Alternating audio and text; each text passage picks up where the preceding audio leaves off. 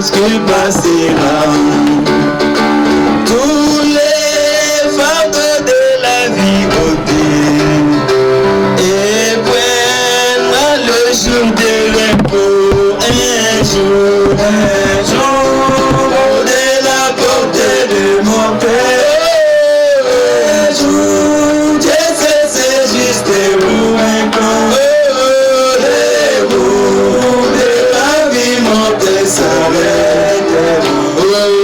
J'irai habiter mon Sion.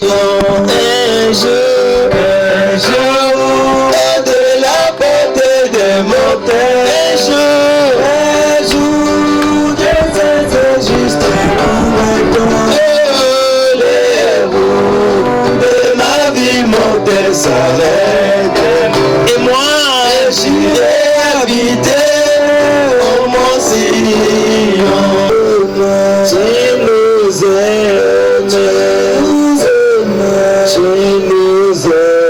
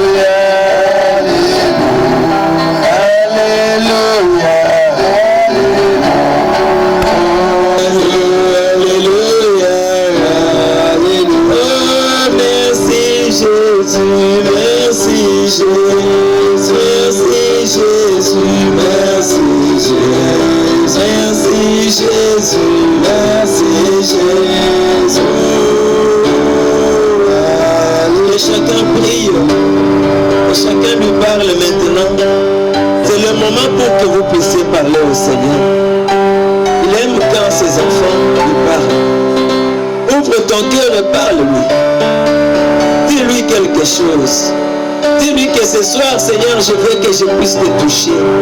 Comme la femme qui était malade, dans son cœur, elle a dit, je vais aller seulement, je ne demanderai rien. À la puissance de la guérison. Et si je l'ai touché, je vais avoir la guérison. Et c'est ça la révélation que chacun doit avoir ce soir.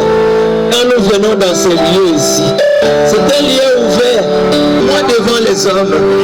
Alors moi j'aurai honte de lui devant mon Père.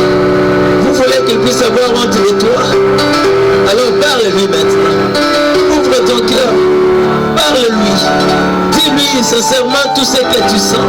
Tout ce que tu veux qu'il puisse faire pour toi. Il puisse commencer avec nous ce soir. Et qu'il nous accompagne dans cette adoration. Et qu'il soit dans ce rendez-vous. Parce qu'il est Dieu. Il a dit, deux ou trois qui vont se réunir à mon nom, je serai au milieu d'eux. Nous croyons de tout cœur que maintenant, il est au milieu de nous. Oh Seigneur, merci. Merci mon roi pour ta grâce. Merci pour tout ce que tu fais pour nous, Seigneur. Tu sais encore, nous sommes là. Parce que nous avons un rendez-vous avec toi. Et tu es un Dieu qui ne manque jamais au rendez-vous. Toi, tu es toujours fidèle. Quand tu fixes un rendez-vous, tu respectes toujours. Et tu arrives là pour te manifester dans l'assemblée des saints. Oh, éternel Dieu saint, pardonne nos fautes, Seigneur. Pardonne nos erreurs, mon roi. Regarde-nous à travers le sang que tu as versé à la croix. Tu as donné ta vie pour que nous soyons sauvés. Tu as donné ton sang, Seigneur. Tu as abandonné la gloire. Tu es descendu. Tu mourus au calvaire comme un pécheur. Au même rang que tous ces pécheurs qui étaient là. Les voleurs, les bandits, les brigands. Tu étais au milieu d'eux comme l'un d'eux. Alors que toi tu es le Seigneur des Seigneurs, le roi des rois, le soleil de la justice, le créateur de toutes choses visibles et invisibles, le Jéhovah de l'Ancien Testament. Oh Seigneur Dieu, nous manquons des mots pour exalter ton nom, Seigneur. Nous manquons des mots pour exprimer ce que toi tu es, Seigneur. Alléluia. À Jésus la gloire, à lui l'honneur. Utiliser les fardeaux du péché. La force est dans le sang. La force est dans le sang. Veux-tu avoir la victoire sur le mal? La force est merveilleuse dans le sang. La force est merveilleuse dans le sang, dans le sang. Dans le sang de l'agneau.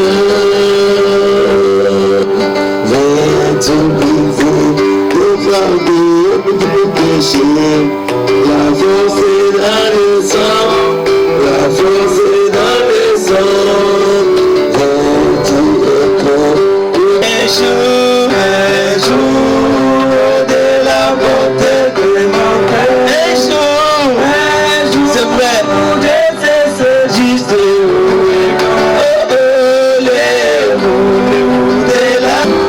et la nuance qui passera. Tous les fardeaux de la vie ôtés et prennent le jour de repos. Un jour de la portée de mon cœur. Un jour, Dieu c'est juste pour un camp. Les roues de la vie montée s'arrêtent. J'irai habiter mon Sion. Un jour de la portée de mon cœur. Un jour, Dieu c'est juste pour un camp. Les roues de ma vie montée s'arrêtent. Et moi, j'irai habiter au Mont Sion. Ce monde n'est pas chez moi, je suis juste un passant. Et mes trésors s'endorment quelque part là au ciel. Les anges me font signe depuis la porte du ciel. Et je ne me sens jamais comme chez moi dans ce monde. Oh Seigneur, tu sais, après d'amis comme toi. Si le ciel n'est pas chez moi, alors que ferai-je? Les anges me font signe depuis la porte du ciel. Oh, je ne me sens jamais comme chez moi dans ces mots. Oh, c'est ça le tout mon Dieu, tout ton cœur. Reçois-le et tout mon cœur, tout mon cœur. Reçois-le de tout mon cœur. Je le reçois avec mon âme, je le reçois avec mon âme, je le reçois avec mon âme, je le reçois avec bonheur. Alléluia, Alléluia, gloire à son nom. Alléluia, Alléluia, gloire à son nom. Alléluia, Alléluia, gloire à son nom.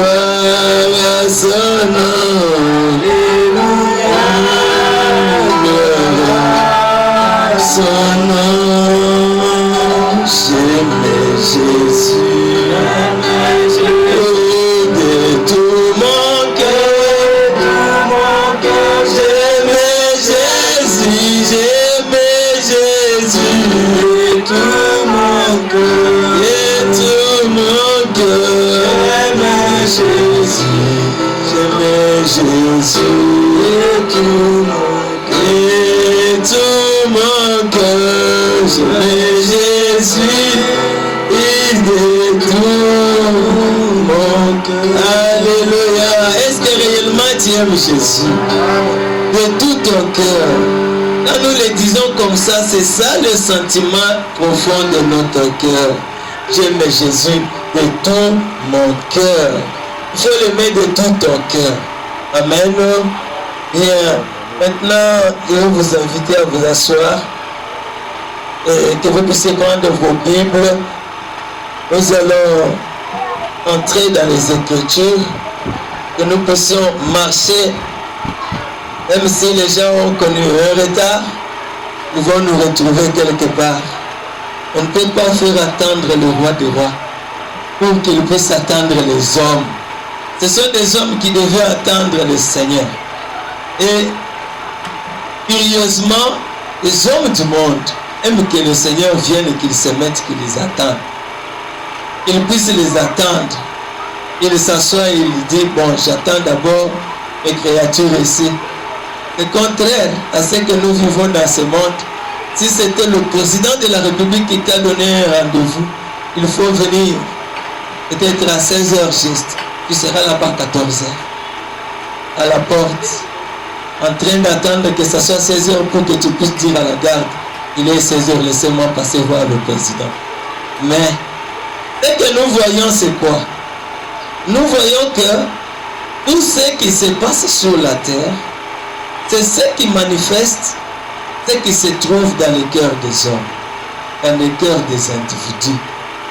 Si vous donnez à quelqu'un un rendez-vous et que vous savez que cette personne-là, c'est une personne VIP, comme on dit. VIP signifie Very Important Person, c'est-à-dire une personne très importante. Alors, si par exemple c'était un directeur d'une grande entreprise qui a dit, bon, je viens d'abord arriver chez toi, et que toi tu es un agent dans cette entreprise-là, je pense que tu feras tout pour être à temps et attendre que lui te retrouve là. Mais, pour les choses d'en haut, les gens sont lourds. Les gens sont là pour les choses célestes. Et nous savons une chose. Si le Saint-Esprit descendait dans cette âme-là, la personne sera souple. Alléluia. C'est le travail que nous faisons. Juste faire que le Saint-Esprit descende dans la vie d'un chrétien, dans la vie d'une personne qui a confessé ses péchés et qui a témoigné devant tout le monde que je veux être un chrétien ou une chrétienne. Être un chrétien ou une chrétienne, c'est un engagement. C'est pourquoi on nous dit, pour commencer, vous devez entrer dans les eaux du baptême. Au nom de Jésus. Alors quand tu t'engages dans ce nom-là, tu sors de là, on t'appelle un chrétien. En attendant que tu sois réellement un chrétien. Parce qu'un chrétien, c'est quelqu'un qui reflète la vie de Christ dans sa vie terrestre, dans sa vie humaine. On voit les œuvres que Jésus faisait. Parce qu'en principe, le pourquoi il a envoyé le Saint-Esprit, c'est pour que le Saint-Esprit continue avec les œuvres qu'il pouvait continuer à faire. Parce qu'il est venu pour une durée bien déterminée. Alors il ne pouvait pas faire de sorte que son évangile puisse s'effacer comme ça. C'est comme ça qu'il a choisi des disciples. Il a choisi des disciples. Il a choisi des disciples. Il s'est mis à leur enseigner, à leur donner des enseignements qu'il fallait. Il les préparait, il les formait. Il n'avait pas construit un temple à lui, parce qu'au temple, là où se trouvait Caïphe, on lui refusait ça.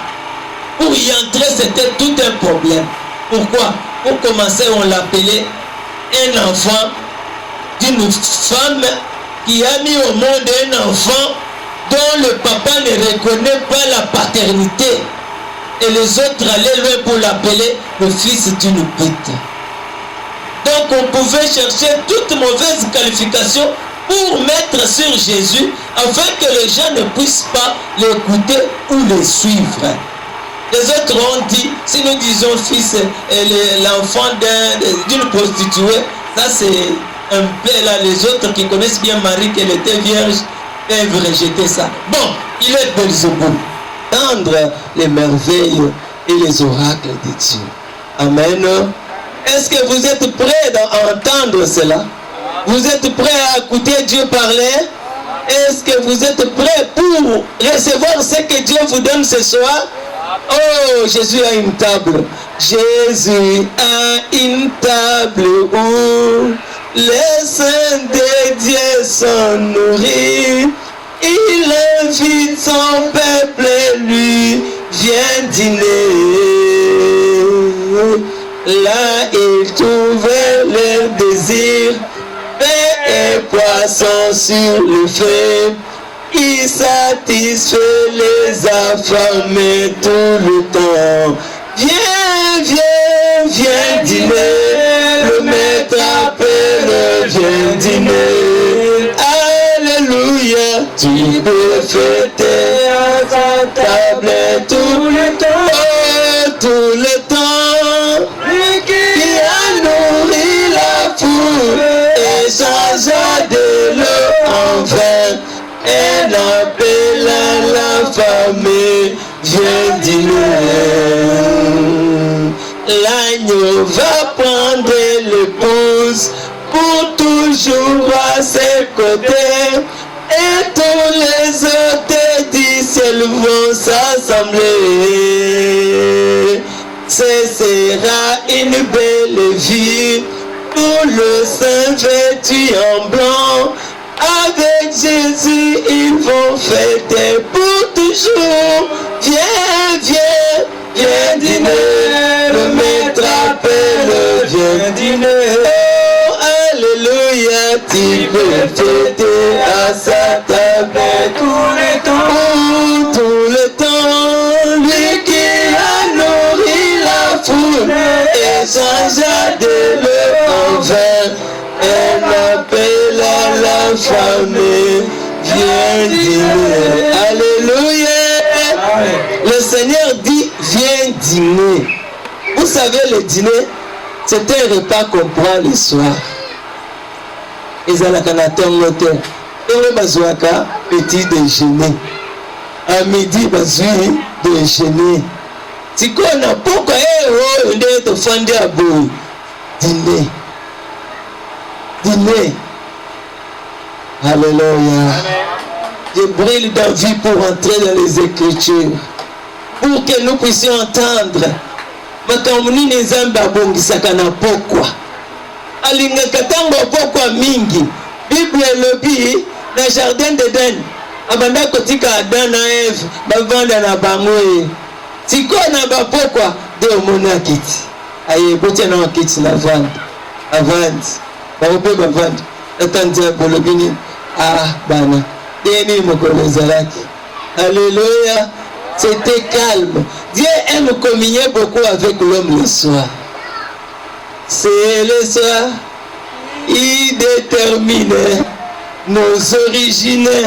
C'est le fils. Donc, pourquoi des agana makamba bien? Donc, les amours de famille, autant que yengi na moi, na poko weko, maman na lambia to le côté nalia. Obendana na pourquoi? Na pourquoi?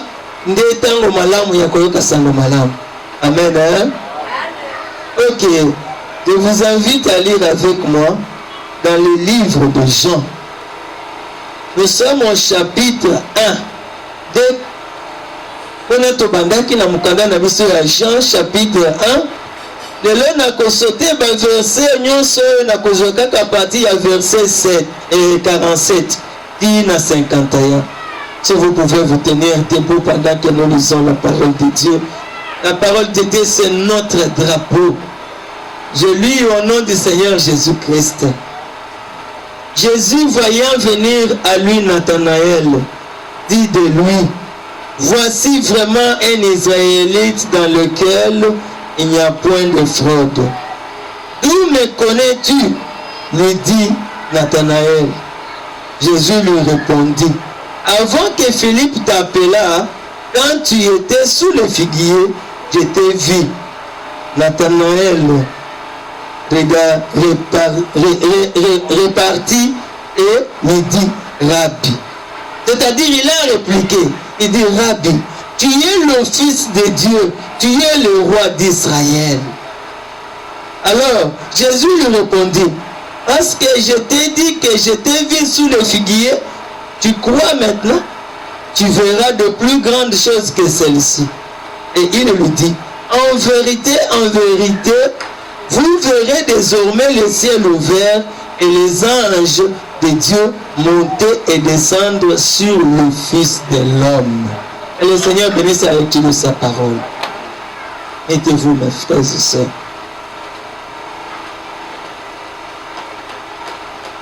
Je vais encore prendre une autre écriture. Je veux que nous puissions encore lire dans le livre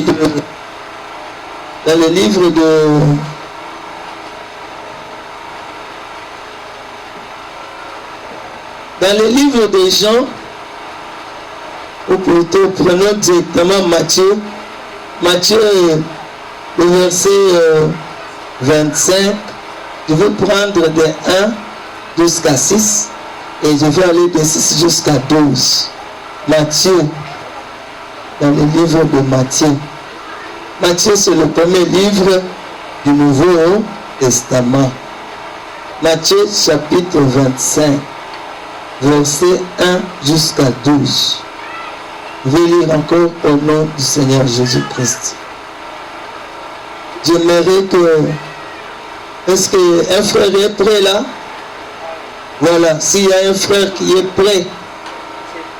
Matthieu 25, 1 jusqu'à 12. Je veux que ce frère-là lise. Au nom du Seigneur Jésus-Christ, mettez-vous debout et lisez pour tout le monde à haute voix. Allez calmement pour que les gens comprennent ce qu'il y a. Alors le royaume des cieux sera semblable à 10 vierges qui, ayant pris leurs lampes, allèrent à la rencontre de l'époux. 5 d'entre elles étaient folles et 5 sages. Les folles, en prenant leurs lampes, ne prirent point d'huile avec elles.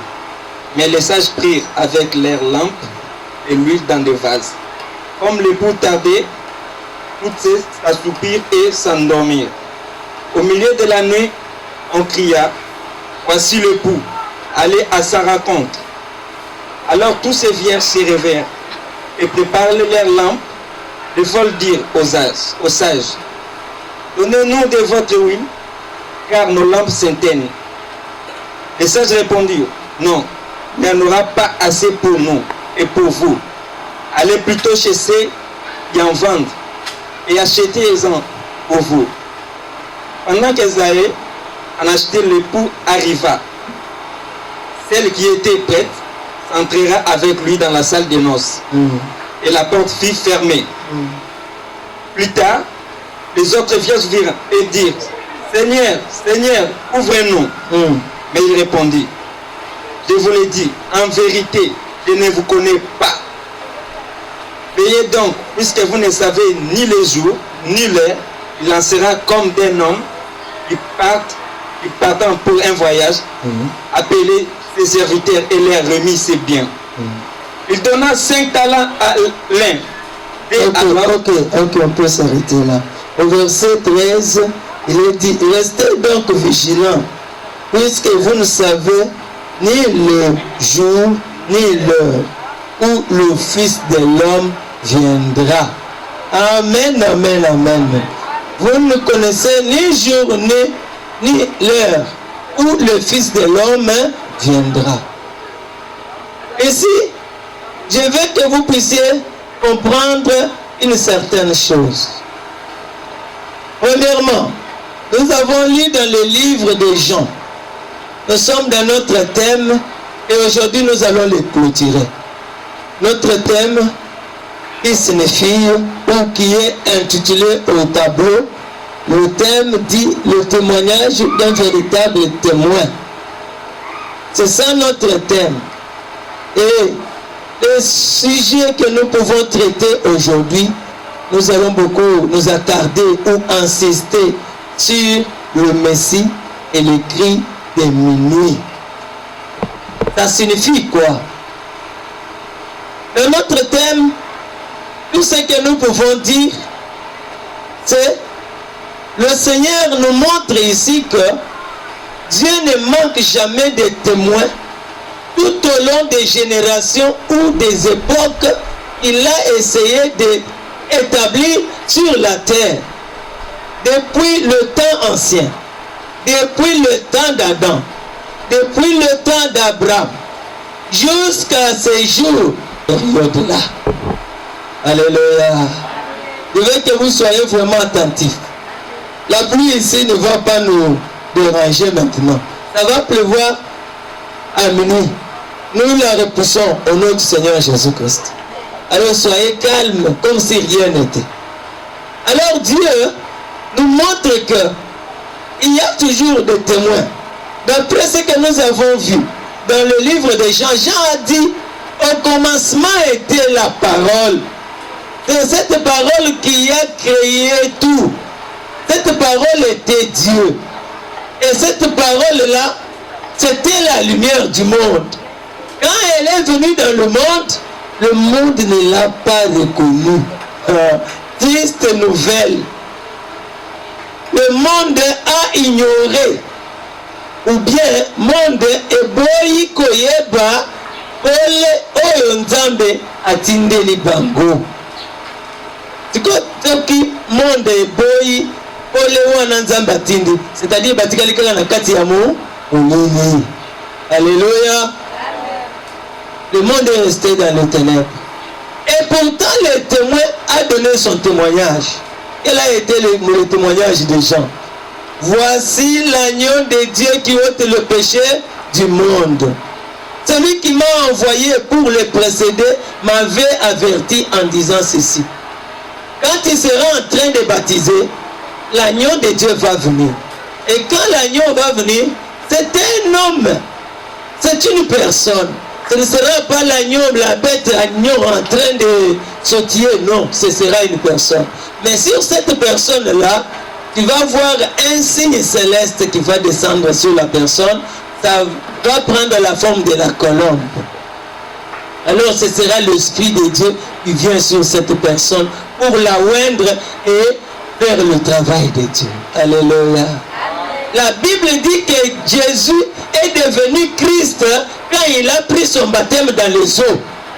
Parce que juste immédiatement après le baptême, le Saint-Esprit est descendu sur lui sous forme de la colombe. Désormais, on l'a appelé Jésus-Christ. Mais, remarquez une chose. Jésus-Christ étant l'agneau qui ôte le péché du monde, en d'autres termes, étant Christ, Christ signifie le Messie. Nous avions lu avec vous. Je suis en train de faire presque un résumé de ce que nous avions déjà dit pendant ces 2 jours.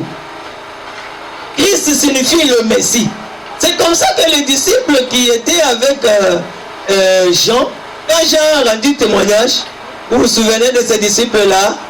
C'était André, n'est-ce pas? Et Philippe, qui ont amené le témoignage à leurs frères. André arrive là où était Simon, son frère. Il dit, Simon, nous avons trouvé le Messie.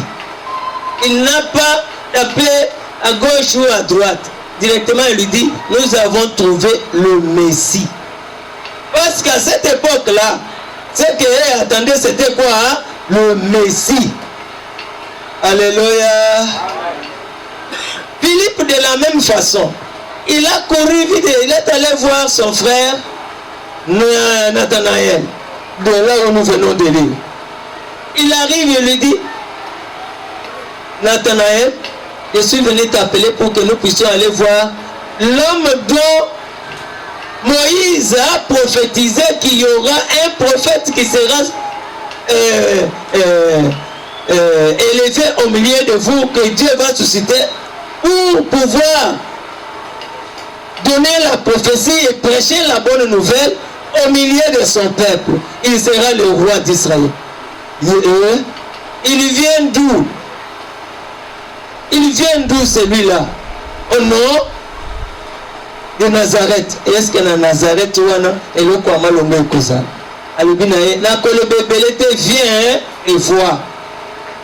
Ango akomi tala Yesu sikoyo le alinga ko profiter ba temps wana pona ami manifester.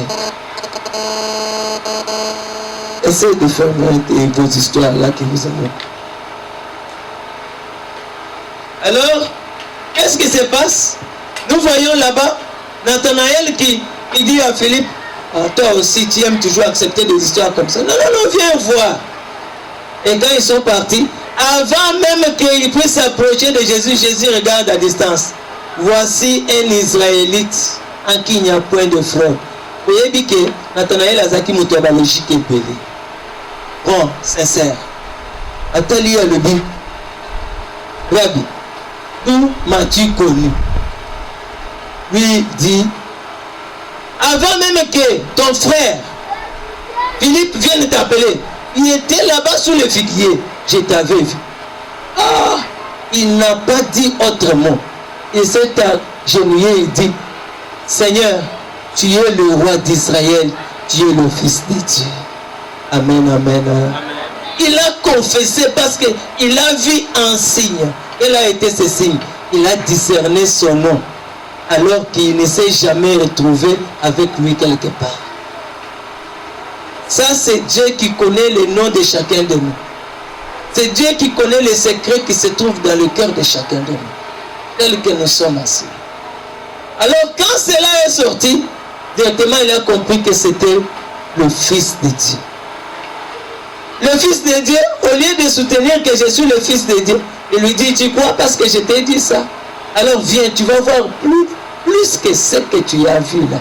Tu entendras plus que ce que tu as entendu. Il lui dit, tu vas voir les anges en train de monter et descendre sur le Fils de l'homme. Alléluia. Il le fixe. Il veut leur montrer que quand il est venu dans sa chair là, dans son corps là, il était le Fils de l'homme. Il était le Messie.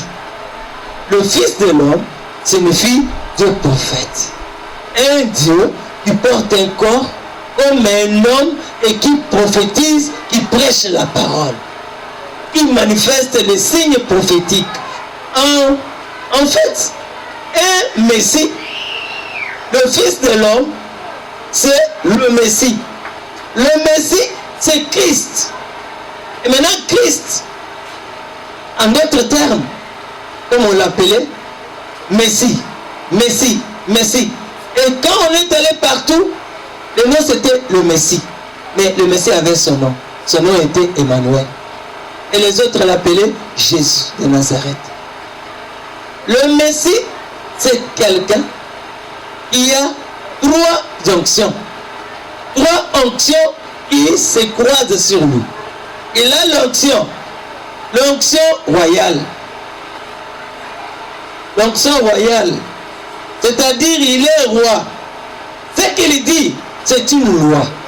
Donc tout celui qui écoute doit exécuter ce qu'il a dit. À part l'onction royale, il se retrouve avec l'onction prophétique. L'onction prophétique, c'est quelle onction? En tant que prophète, parfois ça ne se voit pas bien là-bas, notre tableau a encore un problème, n'est pas encore très simple. Alors, l'onction prophétique, c'est-à-dire le Messie là, le Fils de l'homme là, peut être là en train de donner des prophéties. Il parle, il donne la prophétie. Alors on voit la prophétie en train de s'accomplir. Parce que cette onction prophétique est sûre. À part l'onction prophétique, il y a aussi l'onction sacerdotale.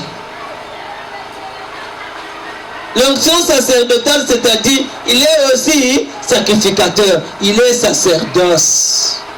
Les 3 onctions se positionnent sur le Fils de l'homme. C'est quelqu'un qui peut faire tout pendant qu'il est là. Quand il est roi, il est comme Dieu. Il est Dieu en soi. C'est-à-dire Dieu qui prend un corps, il s'installe dans un corps, il est en train de donner des ordres. Il donne, quand Dieu dit, sa parole reste et demeure. Et chaque être humain doit croire et aller de l'avant. C'est comme ça qu'il pouvait poser la question, crois-tu cela? Est-ce que tu crois maintenant? Quand il s'est retrouvé devant Marthe, Marthe dit, mais si tu étais là, mon frère n'allait pas mourir. Il dit, Marthe, est-ce que tu sais que moi je suis la résurrection et la vie? Crois-tu cela? De sorte que Marthe puisse avoir la précision. Ça, c'était l'onction royale qui était en train de faire ça. Et maintenant, onction prophétique, il est prophète, il est prédicateur. Un prophète, c'est quelqu'un qui prêche la parole de Dieu. En prêchant la parole de Dieu, il est en train de prédire des choses. En prédisant des choses, ces choses-là s'accomplissent avec exactitude. Et alors, à part ça, il est sacerdoce, il est sacrificateur. C'est comme ça que vous avez vu Jésus, après un moment, il intercède au sujet de ses disciples. Il dit, Père, je n'intercède pas seulement pour ceux-ci, j'intercède aussi pour tous ceux-là qui vont croire à partir d'eux. Il est le souverain sacrificateur. Tout ce que nous demandons à Dieu, c'est Jésus qui prend toutes nos prières, il amène au trône des grâces de Dieu. Tu ne peux pas contourner Jésus. C'est pourquoi la Bible dit, tout ce que nous faisons, nous devons faire au nom du Seigneur Jésus-Christ. Et d'ailleurs, dans Actes, chapitre 4, verset 11, il est dit, il n'y a point de salut en dehors du nom du Seigneur Jésus-Christ. Maintenant, je suis en train de me demander, tout celui qui rejette Jésus, il va se retrouver où? C'est-à-dire, n'aura pas de salut. Parce qu'il n'y a pas de salut en dehors de Jésus-Christ. Alors ici, comme nous sommes en train de voir, Dieu, à chaque génération, à chaque moment, il a eu deux témoins.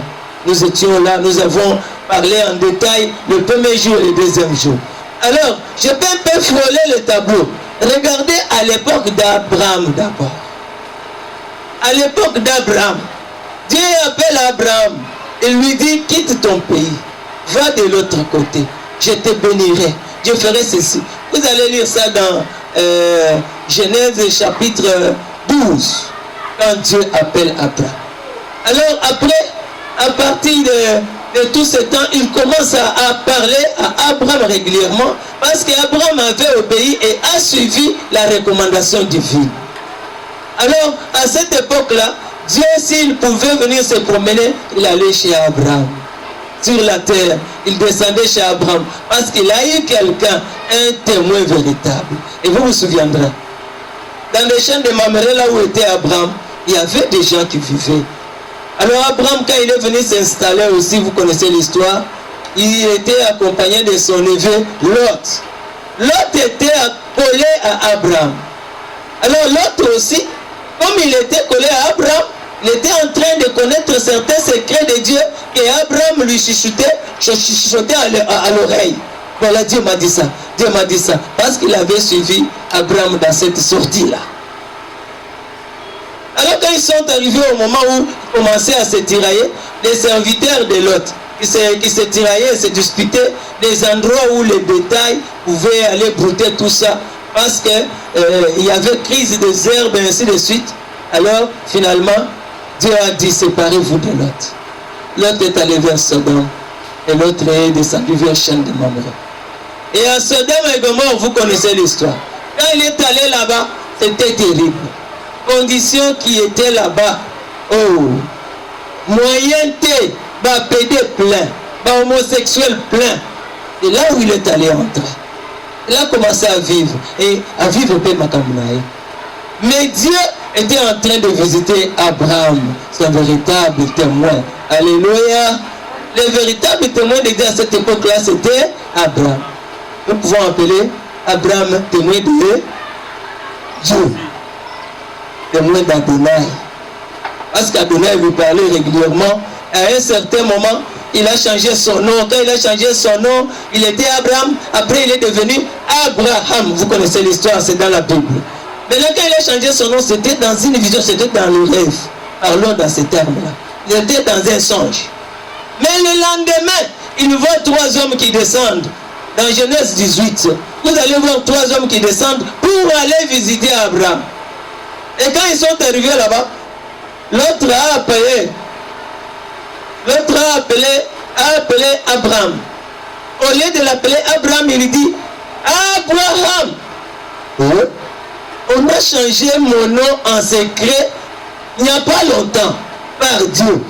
Maintenant, s'il m'appelle comme ça, d'ailleurs, je n'ai pas parlé de ça aux gens. Maintenant, comment lui-même appeler Abraham comme ça avec précision?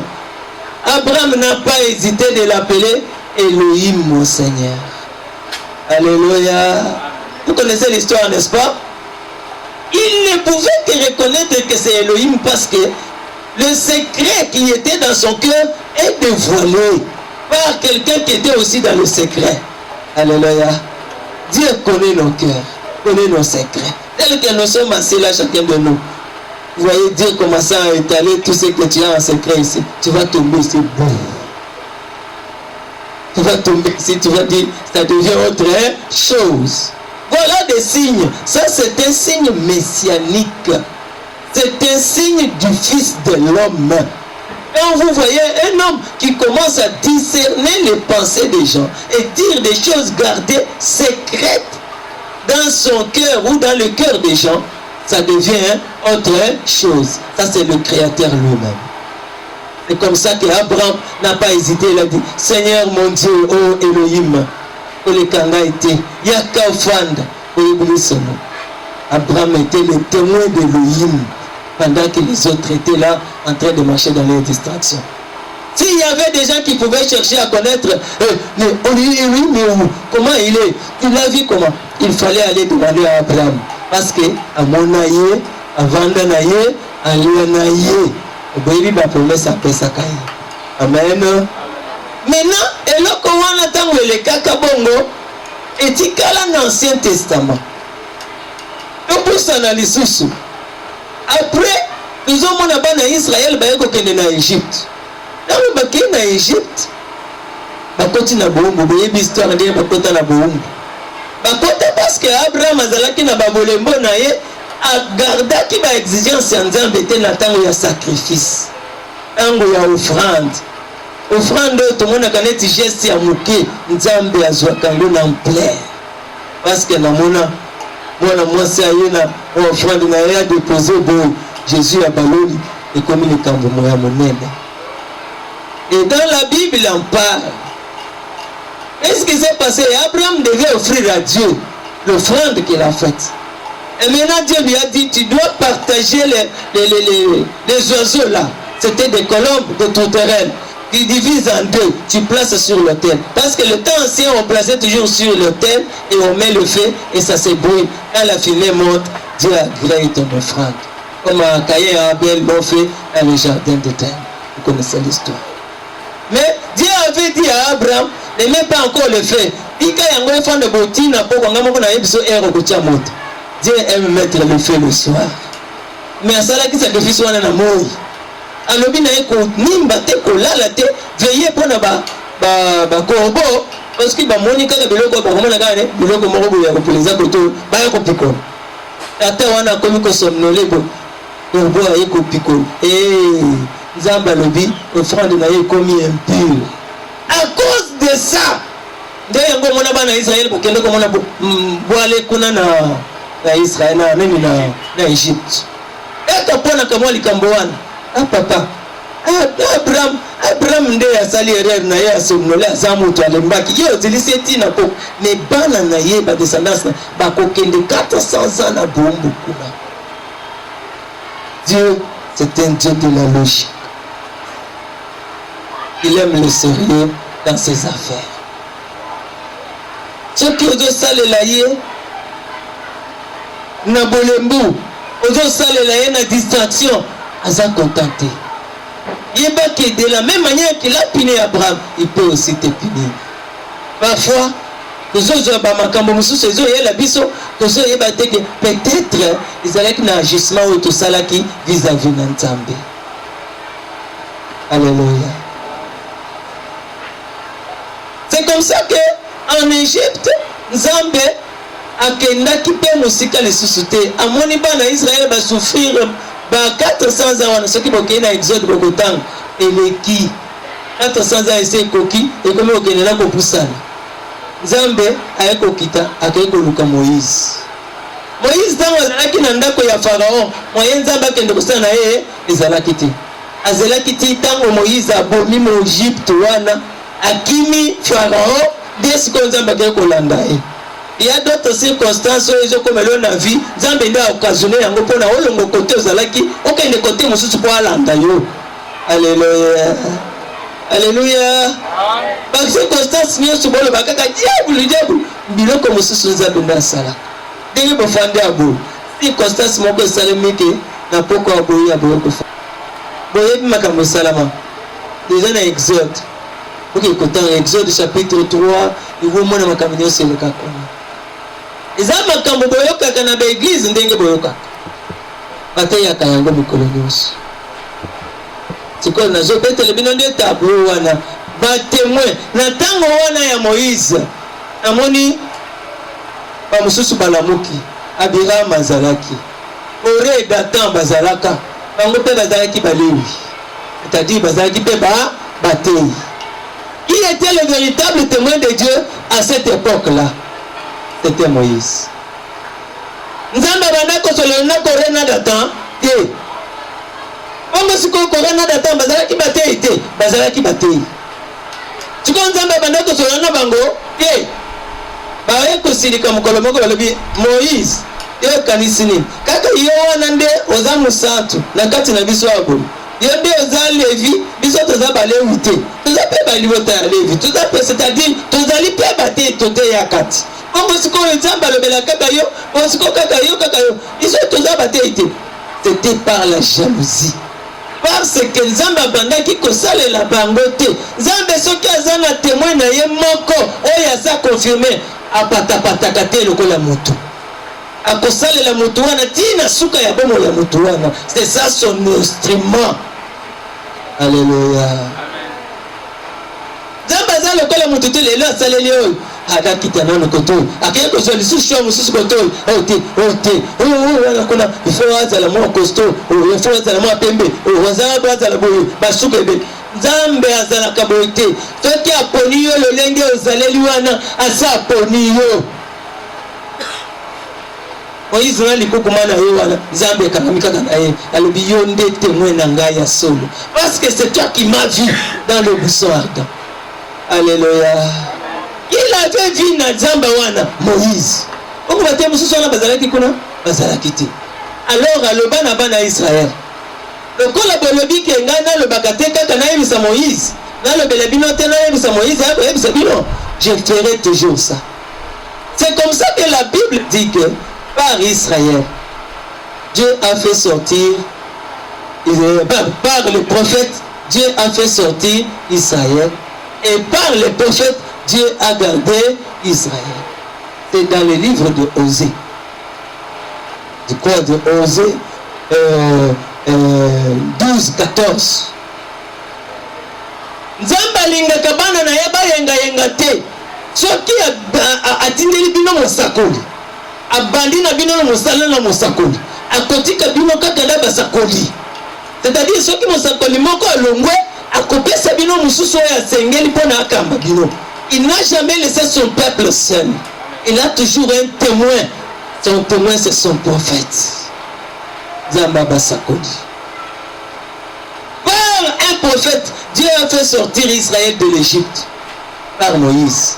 Et par des prophètes, Dieu a gardé Israël. Quand Moïse a confié, Nzambe pa atiki bango te alobi na Moïse. Et n'est pas Josué, ndeye na poni. Et pourtant Josué azalaki kaka jeune homme moko ye moko te ba mosusu bazalaki. C'était le choix de Dieu. Et Nzambe azui Moïse ayebisi Moïse pendant siko Josué tango Moïse azui manto na ye apesi ya lobi lata zueli ngenda na ngai yango ngai na matingomba dena ke na mo rebo na rozonga te yozonga kamba libota tango akomi kozonga na mai na miso azozonga azoyam asalembi ndenge mamataki na ngomba ya rebo wana Nzambe ayeko ya ayebisi yo je serai avec toi comme j'ai été avec Moïse. Alléluia. Alléluia. C'est parce que Dieu veut continuer avec ses serviteurs dans aliment, dans ordre. Atikaka peuple na ye pamba te. Soko oza ya Nzambe, okoti na kati ya groupe ya bana Nzambe. Et alors Nzambe akopesa bino mokambi. Oh ye akopona. Mabe ya biso bato tobiponelaka bakambi. Na bashwa na biso, na bapense na biso. La pasteur na ngai fois za mutu, aza munene molai, aza na voix soki ya lobo. Bato yoso ba sentir que mutu azolo. Ce n'est pas ce que Dieu fait. Ce que je vais vous faire voir, c'est quoi? Nengo zawana. Yeba ke Nzambe azana mutu ya ponelio na tango tofandi boye na ndengo ofandi wana. Il faut reconnaître que Nzambe atindeli ngai mutu tel pona ai banda kokamba ngai na bomoi na nga. Alléluia. Je pense que peut-être les allées sont comme on est, va comprendre. Et c'est ça ce que nous sommes en train de dire, le témoignage d'un véritable témoin. Véritable témoin, c'est-à-dire, on ne peut pas témoigner, qu'est-ce qu'il y a. Nazo tambo la siko, na longo na Israël. Tango tokomi siko na esika Paul. Vous vous souvenez de l'obéla qui envoie Paul l'obéa. Nani azala qui a tombé dans le liboko wewe. Donc là OK que Dieu bénisse ce chemin. Et ceux qui sont venus aujourd'hui, que les bénédictions de l'Éternel tombent sur vous en cascade. Recevez ça au nom du Seigneur Jésus-Christ. En quittant d'ici, que vous puissiez revenir témoigner. Na yamba eloko moko ya bien mokolango. Alléluia. Alors, ce qui était là hier, tout le monde a dit que Paul azalaki mutu azobundisa ba Kristo mingi. Abandaki koboma bango. Nzambe aye kosala ke ye moko ateya ye. Paul ye koteya ye zanani. Bato nyonso babandaki kobanga ye parce que abandaki kodeside. Azalaki lokola commandant Sylvain Kasson. Osakani boye ozana kati ya kasho. Okebi te okiti makala. Ah. Alors tout le monde fuyait Paul. Nzambe ye moko akiti. Alléluia. Akitaki na forme nini? Azalaki ayebisanga forme ya zwaki. Colonne de feu. Nzambe colonne de feu. Alléluia. Nzambe colonne de feu. Ye pona colonne de feu na lina yebisa bino bo. Colonne de feu de couverture na ye. Alléluia. Amen. Colonne de feu. À quoi ici Paul voit? Ils ont Acte chapitre 9. Chapitre 9. Paul a quoi? Malamoko, colonne de feu wana izande. Moi moko makasi. Ils ont mis pesa lokola na forme ya lokola mupanga. Ils ont bima lolenge wana lolemo moko boye ya pembe. Et zingeli e bami na se. Na chevon kuku. Qu'est-ce qui se passe? Saul, pourquoi tu me persécutes?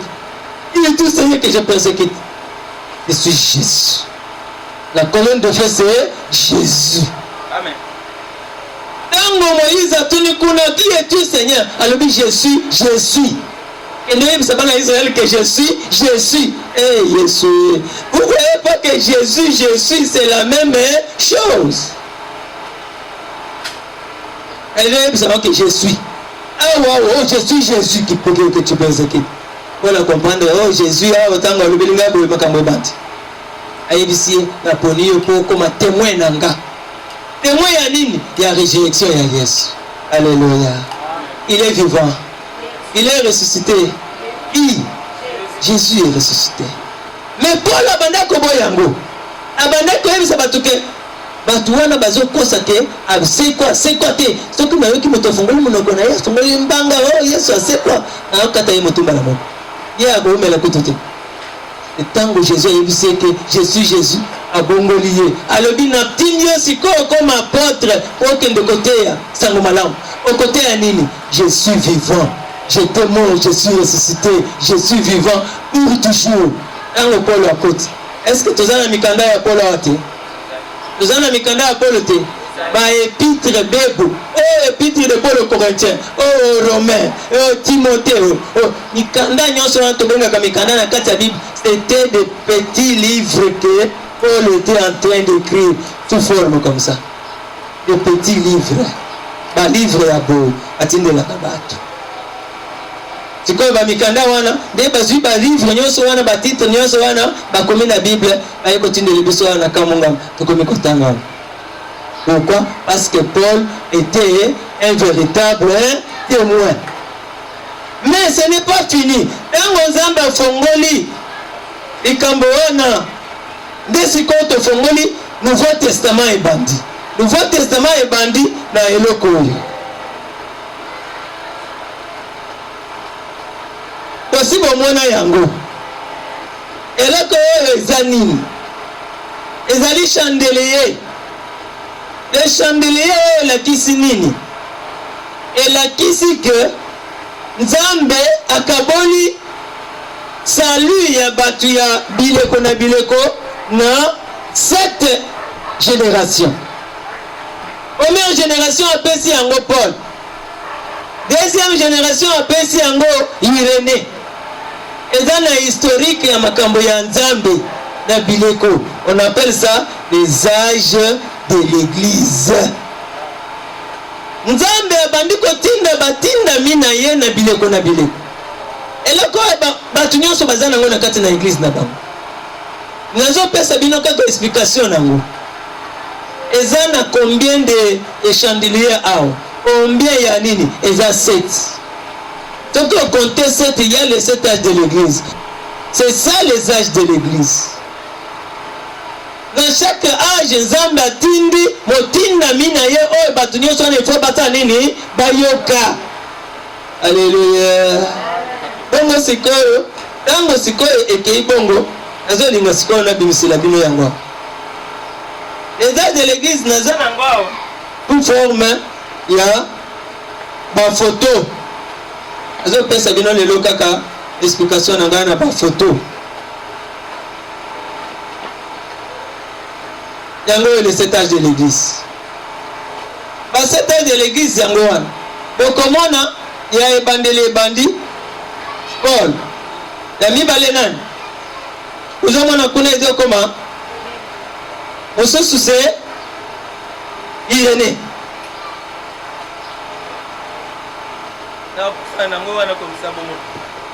Mosusu bakubengi ye Irénée. Mosusu babengi ye Martin. Mosusu babengi ye Colomba.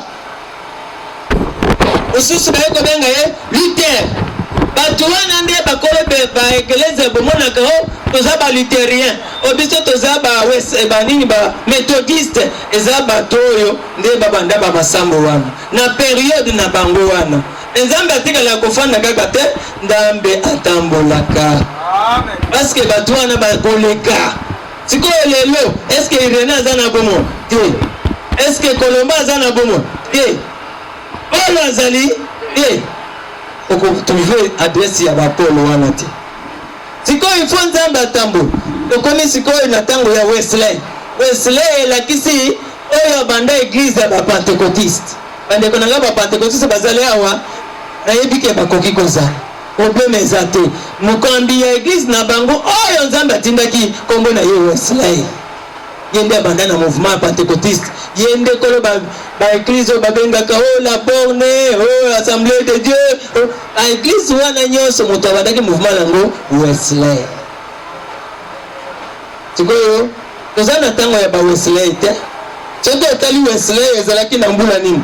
17 1750. Mbula wana ekosila ti génération wana esina 1906.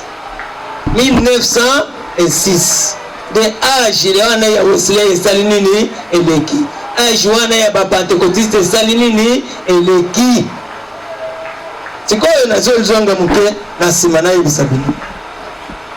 Vous vous souvenez que tango Nzambe apesaki la manne du ciel na bana Israël alobaki na bango bo bokoluka biloko kolia te nga moko na kolesa bino aza papa oyo alesaka bana na ye atika bana bake kolokota na balabala ou bien kusenga te alobi nga moko na akitisa mana akitisi mana ekiti alobi me boyoka mana oyo ntango ozolokota mana oyo boyebi histoire ya mana te mana oyo ndenge ezokita boye ozolokota kana mpona kolia mokolo wana olandisa te ke botondisa na bakudi oyo eza kuna na ndako kokolia lisusu lobi na tongo jamais.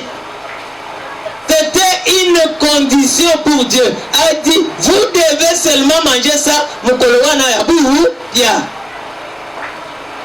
Ce qui est là, c'est que nous avons makasi. Mane wane kosala nini ekopola.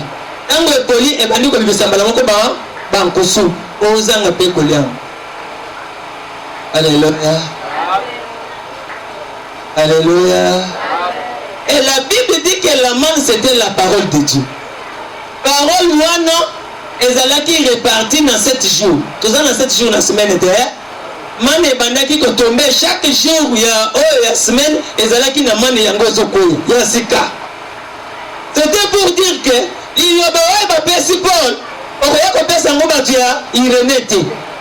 Zwa kaka liloba wana tikela batu ya Paul oyo bandimi babikisami Zamba pesi bango elembo na ye Saint-Esprit akomi bakombo na bango na buku ya busana Alexis bango abomi bango na lola Tango sa bazoya pona Irénée il faut bayokela Irénée yango pela Abraham ayebisaka moto ya mbongo alobi bazana bate ya bango kuna yo moyen na tinde Lazare akende kopesa te akende kotémoigner kuna ezate tika bango bayoka sango malamu na bate baza kuna mutu nyonso azalaka obligé ya koyoka liloba Nzambe na tango na ye na mutémoin ya solo oyo Nzambe atindi ye na tango na ye. Le mal c'est quoi? Témoin yokilere oyo Nzambe atindi oyo Nzambe apesi nguya ya kosala makambo oyo atindeli ye bato balingaka konéglige ye babwakisaka lokola Jean-Baptiste aza présenté voici l'agneau de Dieu qui ôte le péché du monde bafandi kaka baokipe na bango te ayi koloba nani bino badisciple bozolanda ngai na sina témoigner kuna olie bokende allez olanda ye voici l'agneau de Dieu qui ôte le péché du monde. Nous avons vu ça avec vous. Ce n'est pas un hasard. C'était pour vous dire que Zamba lingaka makigoigoi te soki basi batémoigner ok voilà le véritable témoin ya yo mbango bakati okoki kolanda témoin wana lokola badisciple wana bakomi rabi vandaka wapi makambo mosusu eyaka nsima. Alleluya. Batuna nano vandaka wapi question okoki mituna oloba kongo sikoyo témoin ya ntango na biso baza wapi yango te toza na ntango oyo ifo témoin mpe aza wapi ye napesaki bino mokanda moko totanga mokanda wana eza mokanda nini nani akoki bisouvenir Malaki 4 totanga kaka verset 5 na 6 mbango nani akotangela biso nangeli biso oyo mbango tokende ifo toclotire makambo nyonso osila nao toyeba nani aza véritable témoin oyeba ke ntango Jean abandaki koteya abanda kopesa témoignage bato mosusu mpe bazalaki mpe koteya bakaifu bazalaki na temple mpe bazoteya et Jean apesi témoignage na ye comme un véritable témoin. Tanga papa nakomona Yesu verset 5 na verset 6 rapidement toke. Je lis au nom du Seigneur Jésus. Voici, je vous enverrai Élie le prophète avant que les jours de l'Éternel arrivent. Des jours grands et redoutables. Il ramènera le cœur de père à leurs enfants et le cœur des enfants à leurs pères. De peur que je ne vienne frapper les pays d'interdit. Amen. Vous savez qu'il a dit, là-bas on nous donne un devoir. On dit, voici je vous enverrai Élie le prophète. Donc on a dit que Élie, elle a dit si moto, na molimu ya prophète Elia. Jean-Baptiste babanda kobenga ye Élie te, babanda kobenga Jean-Baptiste. Mais tango azo loba, bamoni ke moto wana azalaki na molimu ya Élie. Dès bakei kotuni, Seigneur, n'est-ce pas que Élie il faut aya alobi na bango kasi Élie asaye bobwakisi ye bolingaki koyoka ete. De la Bible dit que baye ko comprendre que ezalaki Jean-Baptiste. Mais babanda kobenga ye Jean-Baptiste, mais pour Nzambe azo benga ye Élie. Alléluia. Na tango oyo tozali les jours redoutables, les jours oyo batunyo chibazolo que c'est la fin du monde. C'est ça les jours redoutables. La Bible dit que ce jour wana batu bakozala na nzala liloba makasi, liloba ya nzambe ya solo. Ba yango mona ka batu lelo koti yao, lobi ya koti yao. Ezake parce que azabita mola tambola te, azokende na nzala wana akutana na parole ya solo et tout motema na ye. Amona ndenge de opposition na ye, mais azobinisa ye kaka likolo ba opesa témoignage ya bienté. C'est parce qu'on kutani na témoin pe ya bienté. Il faut ba témoigner ba la kisayo témoin ya véritable oyo ya eloko na yo nani. Parce que Nathanaël côté afanda qu'est-ce qu'akutana kina Jésus? Moto akutana kina Jésus ezalaki Philippe. Philippe akimi mbango akeko yebise ke yaka omona moto oyo na moni tomoni Messie kuna. Omoni Philippe aza témoin ya bien. Mais qui était le témoin principal? Jean. Alléluia. Le témoin principal c'était Jean. Le témoin secondaire c'était Philippe. La Bible dit que tango Yesu amati atikaki ba disciple pour bakpalanga lisango malamu. Et ce n'était pas fini. Accueilli na Ephésiens chapitre 4 verset 11 na 12 ba yebisi biso ke Nzambe asali ba mususu comme ba pasteur, ba évangéliste, ba apôtre, ba prophète, ba docteur on n'a pas perfectionné l'Église ya Yesu. Alléluia. Tu vois, il faut pas un rapport avec le véritable témoignage na bango. Le col on attend il y a Paul a bandé côté mais Timothée a bandé côté c'est Paul qui tika na ngai pena comme bamikanda. Omona yango. Omona mukanda o Timothée a comme il peut bateau. Timothée a bandé ko recevoir kaka mikanda o Paul a bandé ko komela ye. C'est pour dire que les Éphésiens 4 bazana makambo ya ko inventer bivante la té. Il faut pas sur makambo ya témoin véritable ya âge na bango bate ya bateau. Alléluia. C'est pourquoi ceux qui osent Éphésiens 4 pardon n'alfenga yo na bolimbi signon sondeko. Lukana noeba nani azali véritable témoin ya Nzambe atindami na eloko na yo avant ote ya bateau. Sinon kende ko pesa ba témoignage ya faux. Tu n'orientes pas les gens. Alléluia. Yango tomoni na tango ya ba Polycarpe bazalaki wana bazalaki ba disciple. Bazalaki ba disciple, bazaba to ya bandimaki parole. Est-ce que ceux qui quelque part Polycarpe a commis mokanda a commaté mais azalaki disciple azoke de côté. Abana côté ni stango ya Paul. Paul alobi. C'est comme ça que Paul a commencé koloba. Soyez mes imitateurs comme moi aussi je suis imitateur de Christ. Alléluia. Azoye bisa banane bazala ba imitateur ba Ephésiens 4. Ephésiens 4 côté imité il a été avant que côté il faut yeba véritable témoin ya tango na yo nani. Il le bani na pesi pour que koye sabat. Alléluia. Alors je vais maintenant et je puisse prendre le deuxième passage. Deuxième passage nangai et le Bible.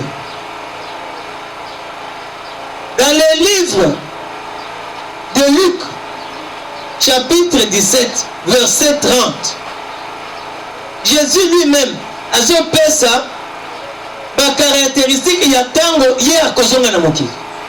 Alobi, voici ce que sera le monde au moment où le Fils de l'homme se manifestera de nouveau sur la terre. Alléluia. C'est-à-dire Jésus alobaki na ba disciple na keime na kozo. Siko bozongi na ye nde efandisi bino. Bozongi ya Yesu te nde boyemi bino. Olingi boyeba akozonga mokolo nini nini totangaki na bino. Tellement que boyebi erte boyo tokene nanu prédicateur wana soki akopesa biso na jour. Amen. On a koyeba ngondengeni. Il faut nakende pe kotuna les véritables témoins ya eleko na ngai alobi nini. Donc on a tant on a biso balobi, je vous enverrai Élie le prophète.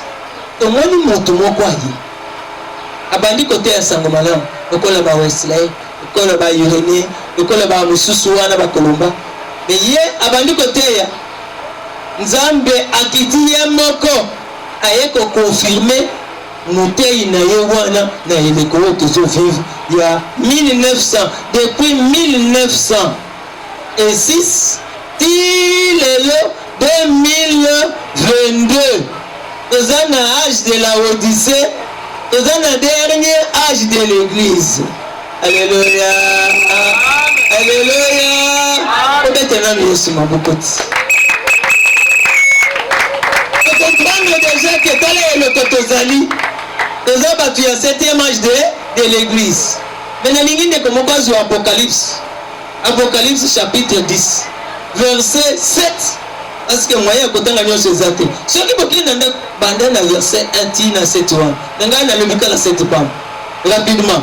Bon, j'aimerais que je puisse aller vite.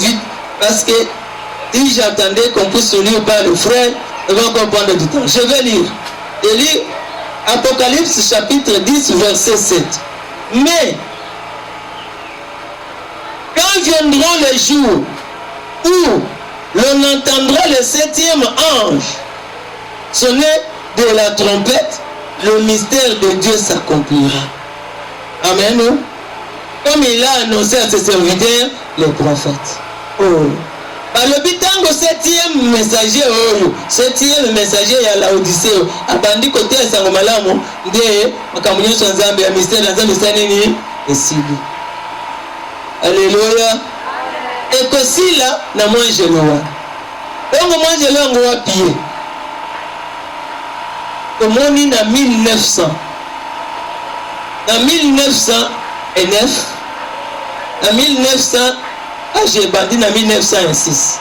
Mais en 1909, moi je suis Botami. Botama na yazo Botama. Nous avons les États-Unis, tout le monde a peine à mikanda bakomela biso na ba journée. Wana Botama 5h du matin. Bamoni mo pole oye koisaka nani oyo papa Sol eye kotelema na fenêtre esika mwana botamaki pole wana ezongalana bakanisaki peut-être moto aye na fara aye kopelisa na ndako na bango babima boye toza 5h. Est-ce que na 5h osomona moyo ebimineni wana? Jamais. Baparents na ye bakei mbango likambo yango nene koyeli biso bajournaux na États-Unis bakomi likambo wana babombi esali mwa mpula mwana wana komi na 19 ans, c'est-à-dire kolongwa na 1909 jusqu'à combien? Na 1928 hein? C'est ça?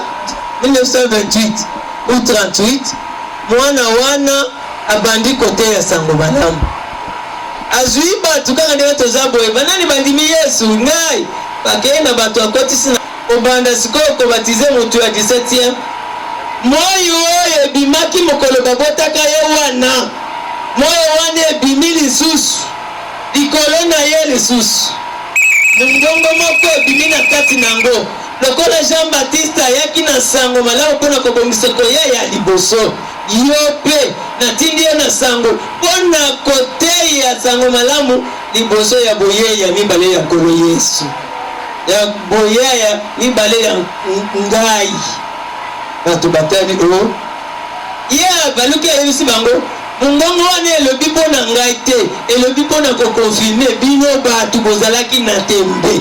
Alléluia. Sikoyo mwana wana ntango abimi abandi koteya bisika abandaki kokende azobima kaka na sinye wana ezolandaka ye sinye wana ezokende kolakisa mwana wana yango monaka bato oyo bazalaka na eloko oyo balobaka batambolaka na bafoto mpona nini batambolaka na bafoto parceke ezali foto lokola bafoto nyonso te oyo eza foto Nzambe andimi bakanga ye foto bato mokili mobima bamona ye. Alléluia. Ngai nakokende mosika te. La parole dit prédicateur au forcer mouton dima et Zambe ye mokondo akokipe moko na moko ya lelo na la kisibino témoin ya solo na eleko oyo ezali kato na moto na ye na moko wana obezo fadi pe na yoka problème ezati amen. C'est ça cet homme qui doit parler. Yende ayele sango malamu siko yu itengeli ba prédicateur nyos ozala ya kimbangu ozala ya témoin de Jéhovah. D'ailleurs témoin de Jéhovah kuna témoin na yezala kaka Moïse ayo ya lelo ba koza témoin de Jéhovah ndeni batambola na Jéhovah te. Alors ozala nani je ne sais pas méthodiste protestant bisonyo surtout olongo na simana olobi nini boyei ya kolo ya mibale akoya ndenge nini yende il faut présenter ye parce que kuna Jean-Baptiste nde a présenté Christ voici l'agneau de Dieu. Olobi batu nyonso kondimi bapôtre bazali na l'église soko bimia koyoka archibishop archipapôtre d'accord bazali mais Nzambe atindi bango comme véritable témoin que et que ça passe mais pas de témoignage ya Jean ezalaka pe passe kaka Nzambe ezalaka pété évangile ebongwana ezali lisusu ndenge okendaki kosambela bayimba nzembo papa te ozoteya biso nini qu'est-ce que le véritable témoin a dit? Est-ce que vous avez dû payer? Amen, amen, amen, amen, amen. C'est comme ça que bon monaka bisika nyonso bato bandimisa ngomalamu oyo batambolaka na photo oyo batiaka na église eza pona kotia pona fantaisie te batiaka pona kolakisa que tozali sous témoignage il y a véritable témoin. Amen, amen. Maintenant ye ayebisi biso boye nde yango monaka nazolinga nayebisa bino ke soki makambo oyo aloba nde yango eza na kati ya bamikanda oyo bomonaka bazotanga bamikanda ya mike bazotambolaka na moyo pa batei bazotanga pembeni atei boye basali yango lokola mikanda nde batindeli bato nyonso to oyo alingi akokozwa yango baexamine na kati ya mashi eza te mais okoyoka na témoignage ya bato na mokili o bato wana baza ba magicien o bato wana basalaka boye o monite lokola bango kuna ebimisaka bambo ezali la façon ya écarter bato na vérité Nzambe atindi eloko mosusu te. Alors ye papa oyo nde atindi mikanda nde mikanda oyo moni baza na yango awa yango nalingi natangela bino ata mukanda moko boyoka maloba na ye ndenge azoloba. Alors yoka nanu ndenge azoloba mpona ntango na biso azoloba eloko moko na mukanda moko anatanga ata bamikanda mibale kaka natika bino bokende eza problème te ya kokanga bino ebelebela yoka nanu nazotanga na mukanda moko bamikanda na ye eza na basujet yoka basujet il prend soin de vous yoka sujet mosusu pourquoi crier parle yoka sujet mosusu vous devez naître de nouveau yoka sujet mosusu Dieu est identifié par ses caractéristiques. Yoka mosusu honte de lui oyoka yesu nite yoka mosusu azoloba wani oyo balobi mais si nous voudrions voir Jésus awa azoteya makambo ya bagrek baoyo bagrek oyo bakendaka kuna bakende kotuna badisciple ndeko tolingi tomona yesu ndiye atewa mosusu yango ezali awa kombo na ngai alobi quelle est la tension sur cette montagne mosusu alobi la nourriture spirituelle est convenable. Donc biloko nyonso nazoloba wana eza batitre oyo prédicateur oyo apesi na ntango oyo le véritable témoin yango sikoyo soki moteyi azali lelo Ephésiens 4 esengeli azomikanda oyo amédite yango ateya bato parce que ezali témoignage d'un véritable témoin. Alléluia, alléluia. Ekola Nzambe ye asa confirmer biso ke natindi mutu oyo na sango malamu mpona biso sikoyo oyo olobi nini mpona ntango oyo yebisa biso na yoka na mukanda oyo babengi le lieu d'adoration yoka nanu makambo ya zolo dans le lieu d'adoration ezotanga wana le lieu d'adoration que Dieu a choisi wana sujet na ye alobi ke lieu d'adoration que Dieu a choisi. Oh, bato bazo choisir bisika ya ebele ya ko choisir, mais ye alobi lieu d'adoration on a choisi yango ateti ya silis. Soko tangi yango pe oko comprendre lieu yango za wapi. Kasi yo to maloba na ye na kata lieu. Bazana mukanda oyo na paragraphe 108. Yo kama kamozolo. Alors mon frère, je vais vous demander quelque chose en terminant. On pourrait dire ceci dans Malachie 4. Est-ce qu'il ne nous est pas aussi promis un autre aigle avec une colonne de feu pour montrer à l'église aujourd'hui dans les rêves que Jésus-Christ est le même hier, aujourd'hui et pour toujours? Alléluia. Alors il dit, comme ça coïncide exactement, ça correspond avec Luc 17:30. Luc 17:30 dit, le Fils de l'homme sera renouvelé de nouveau avant d'anéantir les lieux d'adoration, tout autre lieu comme les dénominations, ainsi de suite. Alléluia. Et comme Makambuya Alobaka. Azoloba Makambo na yete. Azoloba la Makambo ya Yesu yemo. Alors le Fils de l'homme alobaki a commis manifester na tango oyo. Mais Fils de l'homme ango aye ndenge nini? Yoka. Azoloba na mukanda oyo mususu nazo tangelo bino. Alobi bo. Tango Fils de l'homme akoya, nazana mukanda oyo balobi le loin du temps de la fin. Na titre wana na le loin du temps de la fin. Alingina yebisa bino bo. Soki Bible oyo balobaki ke bato baba da continuer kokomaka mikanda baba kisa. Mais le mikando eto bakisi pe kuna. Parce que il y a un dernier ange. Mais tokobakisa te tozana ngo pembe. Yo lobi nini na keti wa. Alobi bo. Dans Apocalypse chapitre 10, il est dit, au jour de la voix du 7e ange. Maintenant, souvenez-vous mes frères, le 7e ange est sur la terre quand Christ vient. Alléluia. Le 7e ange est sur la terre quand Christ vient. De sorte que, a manifesté ou a présenté na batundenge ja bati a présenté qui est na tango ya liboso. C'est ça le cri des minuit. Quand le Fils de l'homme vient pour la seconde fois, azali mobali ya libala. Azoya pona mariage na ye, na mwasi na ye ya libala. Oya ndimisa ngomalamu na ye, oya bimisi na bileko oyo ya ba cet âge de l'église oya tindeli bato. Alors tango batu wana basangana esika moko, na tango na suka, na tango ya 7e ange, alors le 7e messager doit être là pour nous présenter voici l'époux, allez à sa rencontre. Alléluia, alléluia. Il doit faire ce travail là. Le collège Jean a cela qui est la première venue, la seconde venue, Malachie 4, qui est le 7e ange du 7e âge de l'église, doit être là pour les présenter encore au peuple. Et là il va crier, pas voici l'agneau de Dieu qui ôte le péché du monde. Parce que le péché du monde a otaki yango kuna na première venue na ye. Tango ayaki na lolenge oyo. Na lolenge oyo nde kuna ba présentaka ye, voici l'agneau de Dieu qui ôte le péché du monde. Akufina ekolosi akei na ye akangwana esili a ôté le péché du monde kuna. Alors on va crier, voici l'époux, allez à sa rencontre. Alléluia. Tu peux na lingi, aussi lisa na écriture oyo ezaka kamoko.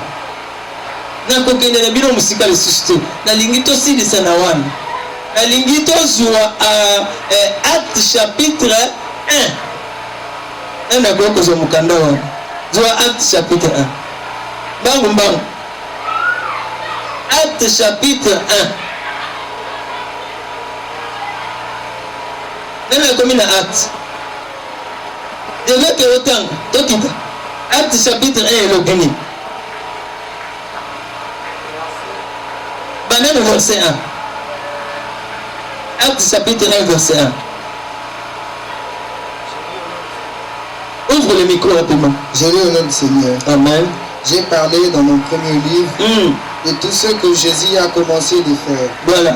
et d'enseigner dès le commencement, jusqu'au jour où il fut enlevé au ciel, après avoir donné ses ordres par le Saint-Esprit aux apôtres qu'il avait choisis, après qu'il eut souffert, il leur apparut vivant et leur en donna plusieurs preuves, se montrant en eux pendant 40 jours et en parlant de choses qui concernaient le royaume de Dieu. Amen. Continue. Comme il se trouvait avec eux, il leur recommanda de ne pas s'éloigner de Jérusalem, mais d'attendre ce que le Père avait promis, ce que je vous ai annoncé, leur dit-il. Car Jean a baptisé d'eau, mais vous, dans peu de jours, vous serez baptisés du Saint-Esprit. Alors, les apôtres réunis lui demandèrent, Seigneur, est-ce qu'en ces temps que tu rétabliras le royaume d'Israël? Il leur répondit, ce n'est pas à vous de connaître le temps ou le moment que le Père a fixé de sa propre autorité. Mais vous recevrez une puissance, le Saint-Esprit survenant sur vous. Et vous serez mes témoins à Jérusalem. Vous serez mes témoins à Jérusalem. Dans toute la Judée. Dans toute la Judée. Dans la Samarie. Dans la Samarie. Et jusqu'aux extrémités de la terre. Aux extrémités de la terre. Continue. Après avoir dit cela, il fut élevé pendant qu'il le regardait, et une nuée le déroba à leurs yeux. Une nuée déroba Jésus. Vous me suivez? Dans la zone de la sikoyo, di pata moko eye ezingeli ye. Allez, bandi ko kende na ye. I pata esali le kola ser volant. Eye koti ou. E koti si na kati. Abandi ko kende. Dans la zone kende sikoyo, ba disciple batika le ka kotale. Tala ninga zomata. Zomata. C'est quoi tant qu'on va zoter la bongo de par angelo mibale baye. La bibino ni zoter la bongo. Tu zoter la Seigneur, tout monde quand il pata wana kiti ou et le quotidien wa babandi ko mata bakina kaka bona lipata koti kunna na kati. Et le balobina bibino poser batona yelete. Oyebite ke ya yebite bibino ke ayaya ki auta ki kuna kozonga kuna. Mais voyez ba eloko moko. Alors je continue moi-même maintenant à partir de verset 10. Alors, comme ils avaient le regard fixé vers le ciel, pendant qu'ils s'en allaient, les deux hommes vinrent. Et il leur dit, je saute 11. Il dit, c'est Jésus qui a été enlevé au ciel du milieu de vous, viendra de la même manière que vous l'avez vu partir. Alléluia. La Bible dit que l'ipata ekumba kiye bakeina ye. L'ipata ndeye ekosala nini ekozongisa ye. Est-ce que vous avez fixé? Oh, ndenge koya ndenge nini ekozala er nini besikoyo ba fixé biso ke de la même manière que ba matisi ye ndenge wana kozonga na kati na lipata. Sikoyo tango koya na kati ya lipata. Oh, ginda. La Bible dit que à cause de la lokola moyibi. Batu nyonso ba koyeba te. Pona batu ba yeba il faut mutu témoin ya nani ayebisa bango ke yo. Système ya nzambe ya koloba ba témoin bazala ba témoigner wana ezo compliquer mathématique ya mutu. Mais ki nanu na lipata okay. Tu go retourne na kozala kana lipata tu ko tango lipata wana ekokoma na mboka nini kongo nani akotomanye ke lipata wana ekiti de esika tosuki wana de esika makambo elaleli esika wana nde batu baluki complication de ba mususu babandi kono voilà bato oyo balandaka mutu ya photo oyo ya eloko apembe na mutu wana baza ba magicien tala makambo bazobimisa ngo na kati ya Biblia. Alléluia. Et je dis ma carte ya Biblia. Tu boyoka. Le 28 février. Nazaka na kati ya Biblia kawa nombre. Et ça dit le combien? 59 ans et le qui. Eh vous savez ba ndeko nanga. Na messager ya ta ya suka wana. Asa kenda na ye. Asa kenda na ye. Babususu bazo komisa ngo mystique liwana ye ote asalaka accident azoki magicien tout ça moto ko kosala accident Jean-Baptiste asalaka accident bakataka ye moto ezaki accident est-ce qu'il alonaki nzambe soki asilisi na yo mosala akoki kondima okufa n'importe quel liwa fièvre moko ekokozwaka butu okei na yo osilisi mosala na yo na nzambe na yo ntango Jean-Baptiste asilisi mosala na ye na première venue batikaki ye kete abala mwasi abota bana ko akende kaka bo est-ce que boyokaka na bible totangaka bana ya Jean-Baptiste akenda jeune garçon obeso kaka ndenge apresente mesi wana apatapata kuna bazwi batie na prison abaluka boye bakati mutu kwa ale bakeye kokonda boye kotikala akufa na ye accidentellement bakati mutu papa oyo nalatisi bino oyo moteyi oyo ya ntango asuka ntango asilisi sango malamu na ye ya koteya sango malamu akei mokolo moko c'était le 12 décembre 1965 asali accident na motuka camionnette moko boye ya Chevrolet garçon wana azalaki ya kolango masanga azouta babar na ye ayaka na motuka na sens inverse anyata voiture ya prophète oyo nde kokufa mobimba kufa wana wana sa lobi ngai nzambe atindaki ngai mpo nalakisa bino le messi ntango akoya na ntango na biso lelo messi wana ifo asala nini akontinue mosala na ye ngai nalongwa na terrain ntango azongi kuna asala accident akena messi c'est la parole de Dieu ndenge tozoteya bino yango boye messi lelo eza lisusu motu te ke oyaka kuna messi ye wana aza c'est pourquoi Jésus dit soki bayebisi bino te aza na kingasani okende te balobi na ye oyo aza na kasangulu okende te parce que le messie est devenu la parole. Amen. Il est retourné dans sa forme originale. Au commencement était là la parole et la parole a été Dieu. Amen. Moïse ntango alongaki na scène atikaki Josué la lelo ezali biso bateyi à Ephésiens 4. Il faut te continuer kolakisa bato le véritable témoin alobi makambo nini. Alléluia.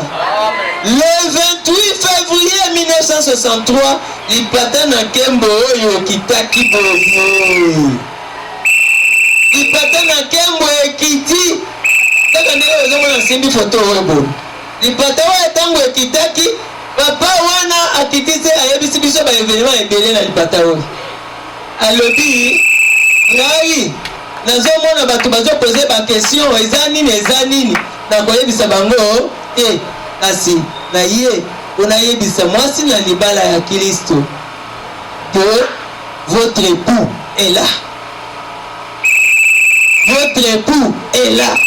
Et ce que je présente, c'est le cri de minuit. Voici l'époux aller à sa rencontre. Et l'époux oyo azalinde Christ. Et Christ, la parole est rendue manifeste na tango na suka. Obali ya mwasi na libala ye wana. Iloba na tango. Obakisi mobali na. Bonne bénédiction. Alléluia.